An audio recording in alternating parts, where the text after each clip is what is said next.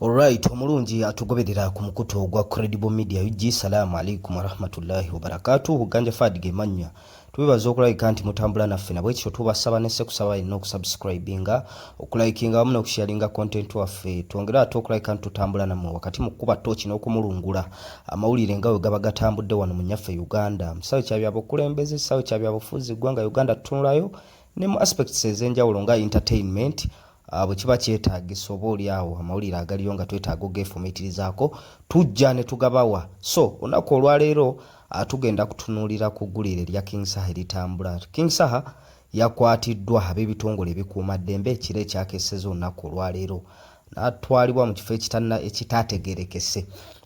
Abamukwatidde wali ku The Villas ne bamutwala basoose kujja ne bajjako byuma ng'ayimba. Oluvannyuma lwa byonna ne bajja ne bamutwala. So bannayuganda bangi nnyo oba oli awo kati abalweizinze amaloboozi gaabwe nti mugezeeko okulabika nti mutta Saha tubaleemu bbiri nga mumutadde. Jjukira nti King Saha yavaayo ne initiative ey'okuyimba ennyimba 100 revolutionary songs 100 nga ziraga oba oli awo ebintu nga bitatambula bulungi mu ggwanga era alwelizinzeeko ennyimba eziwera ddala ndowooza kati nga 4 omuli Twale Mana n'ennyimba endala nnyingi nnyo ekimala. So King Saha mu mbeera ezifaananako bwe zityo azze atiisibwatiisibwa kuba tuzze tumulaba ng'ateekayo obubaka obw'enjawulo ku social media platforms ze mu interviews ez'enjawulo oba oli awo ab'ebitongole ebikuumaddembe bagezaako okulabika nti bamutiisatiisa. Era nga bwe tumanya abayimbi bano kiki kye bategeeza oba oli awo mu nsi yonna eri mu cause eya revolution oba liberation nga bali mu mbeera ya nkyukakyuka yakuggyako gavumenti gye baagala eveeko bategeeza kinene nnyo. Bwe tuddirayo ddala mu apartheid policy oba embeera eyali mu South Africa ey'ekikabbulu ng'abazungu basibye oba oli awo ku South Africa akanyaaga. The role of music kyali kintu kikulu nnyo. Abantu nga ba Yvonne Chakachaka, abantu nga ba Lucky Philip Dube bakola omulimu gw'amaanyi okulabika nti bayimba ennyimba oba oli awo eziraga obutali bumativu, bayimba ennyimba eziteeka pressure ku bazungu. Kyaddaaki tuba tuyingira omwaka gw'93 abazungu oba oli awo ne bafukamira ne bawa South Africa obwetoowaze oba obuyinza ne budda mu mikono gy'omwana w'omuddugavu side eyo. So music akola kyamaanyi nnyo when it comes to revolutions. Yensonga lwaki nti gavumenti zonna ezaagala okwenywereza mu buyinza abayimbi bano zibateekako restrictions oba oli awo zibaterawo embeera ey'okubatiisatiisa. Kyakubiri abayimbi tubalaba nga bagulwa. Mu kugulwa ne batandika okutembeeta gavumenti n'ogisiiga akazigo kuba amaloboozi gaabwe gagenda wala. Kyekimu n'omuyimbi ng'asazeewo okwolekeza bwanga gavumenti. Eddoboozi ly'omuyimbi lituuka mu mmotoka, lituuka mu nnyumba, lituuka buli wamu. Oba oli awo politician ono atambula ku rallies n'okutalaaga gy'atasobola kutuuka. Y'ensonga lwaki ennyimba zonna ezikubibwa nga za nkyukakyuka nga ziraga obutali bumativu oba oli awo nga ziri against gavumenti ebeera mu buyinza, ennyimba ezo bazisensalinga. Mainstream media ezo tebazikkiriza, baziteekako nazo amateeka ag'obutakuba nnyimba ezo kuba baba bamanyi kye zitegeeza. Era zisigala nnyo ku social media eno gye batasobola zikwatira.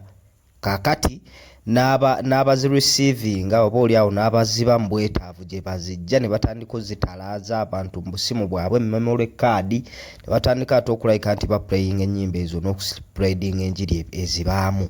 So abayimbi bano bankizo nnyo mu mbeera ey'enkyukakyuka. Y'ensonga lwaki omuyimbi yenna bw'ajjayo obwanga ne performances ze tebazikkiriza nnyo kutambula nga bwe ziteekeddwa kutambula. Tulaba Oweekitiibwa Robert Kyagulanyi Ssentamu pulezidenti nti bwe yayingira into active politics n'afuukira gavumenti eriko akayinja mu ngatto n'abafuukira akajina akafuuse kati ekibondo eyo nvunza abategeera ebyenvunza. So concerts ze oba shows ze in fact baamugaana okuddamu okuperforminga. So buli bw'oyingira ebyobufuzi bino ng'oli muyimbi n'oteekawo embeera bino byonna King Saha byatandise okuyitamu. Beera mukakafu nti bijja kutuukako. mu mutwego beera ng'obisuubira kuba buli lw'otalaaga for instance n'otandika okupafominga leero obadde kannabulemu leero obadde Kiboga leero obadde Isinjiro leero obadde Ggulu Nkyaluwa leero oluddako Kotido ng'olina ennyimba ezifaananako bwe ziti ng'ekimala kimala ennyimba nga Twalemana ng'ezo zikubidde entoŋŋamwe ennyimba ng'ezo zigezaako okulabika zisisimula n'okulaga obunafu bwa gavumenti abantu bonna obwanga ne babukyusiza gavumenti oba oliawo kiyinza ogireetera ebizibu n'okugivuunika naddala ng'oba oliawo obubaka obuli mu nnyimba ezo abantu bwe babwefumiitirizaako balabira ddala nga embeera mwe bayita for instance oli King Saha mu nnyimba ze bw'ayimba ku nepotism and tribalism oba oliawo abantu ba region emu oba abantu ba family emu nga bebali mu bifo ebisave ebya gavumenti gwe bw'osiriikirira bw'oti ebintu ebyo tobiraba nga bigenda mu maaso mu ggwanga kitegeeza obubaka bwe buba buyina kye bugenda okukuleetamu mu bwongo n'okulaba nti olina endaba gy'olabamu ebintu oba oliawo n'okutandika okuyaayaanira enkyukakyuka koyo aba tannadivelopinga kirowoozo ekyo nti abantu abakulembeze abali mu nkasi y'eggwanga oba oliawo batuvuga batwala ku kyattaka bw'ayogera ku nguudo embi ndowooza ezo zo tezeetaaga kubaganyako nnyo birowoozo omuntu teyeetaaga sooka kuzibiriza kifumiitirizaako nti enguudo mbi within Kampala metropolitan ate bw'ogenda eyo mu byalo kiyitirira bw'otunuulira ebyenjigiriza by'eggwanga countrywide n'ogendako Kabong n'ogendako Karamoja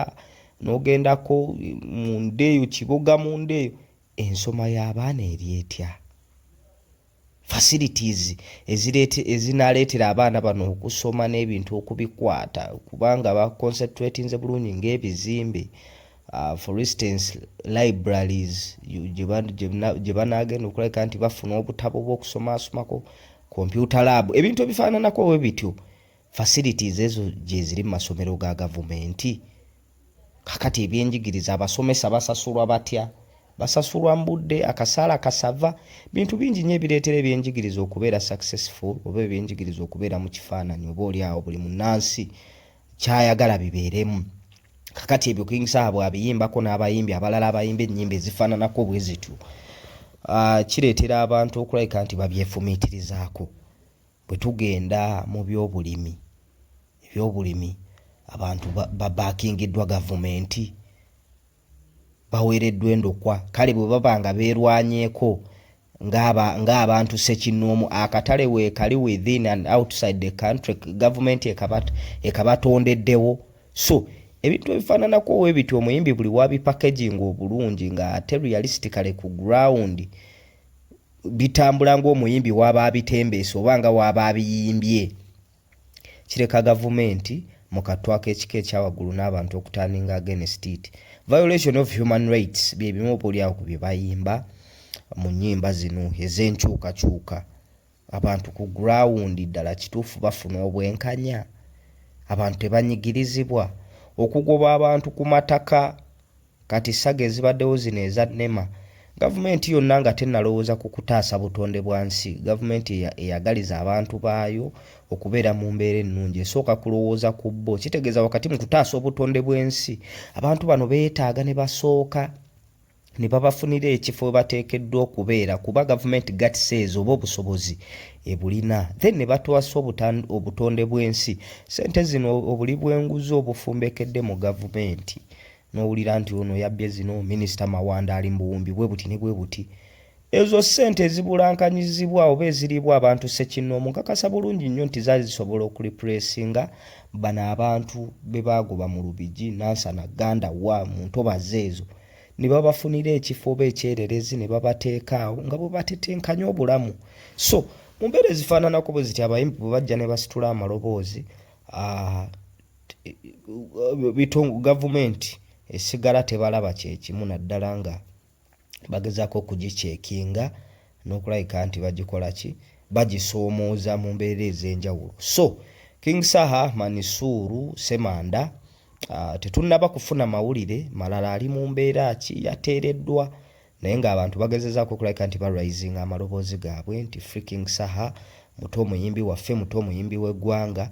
So ebinaavaayo byonna tujja kuba tubyongera okulabika nti tubireeta wano ku mukutu ogwa Credible Media UG, naye nga mukola kyamannyo okulabika nti mutugoberera, naffe tuwaayo okulabika nti tuleeta amawulire gonna agali wano mu ggwanga Uganda ne tugadiscussingako ne tugeefumiitirizaako, nammwe ne mutuwa endowooza zammwe mu comment section. So tubasaba okusubscribinga kikulu, okulikinga awamu n'okusharinga content waffe, kituwa amaanyi n'embavu okwongera okubaweereza. Ganja Fad ge mannya, Credible Media UG gwe mukutu. Salaamu alaikum wa rahmatullahi wa barakatuh.